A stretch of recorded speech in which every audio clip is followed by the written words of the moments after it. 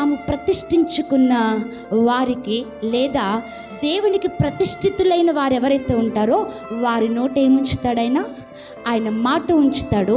అది అవును అంటే అవునట్లుగా చేస్తాడు, కాదు అంటే కాదు అన్నట్లుగా చేస్తాడు. అందుకే దేవుడు అన్నాడు, వారు పలుకు ఏ మాట అయినను తప్పిపోదు.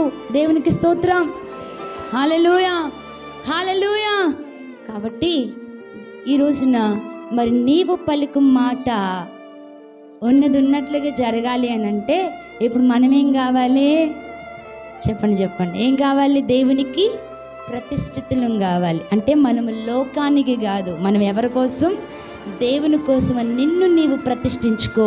లేదా నీ పిల్లల్ని ప్రతిష్ఠించిన ఎవరైనా సరే, తల్లిదండ్రులు ప్రతిష్ఠించిన తర్వాత అయినా కూడా తమ్మును తాము ప్రతిష్ఠించుకోవాలి. ఎవరో యవ్వన బిడ్డలైన వారు ఏం చేయాలి? తమ్మును తాము ప్రతిష్ఠించుకోవాలి. మా అమ్మ సమర్పించిందండి అందుకే సేవలోకి వచ్చానండం కరెక్ట్ కాదు.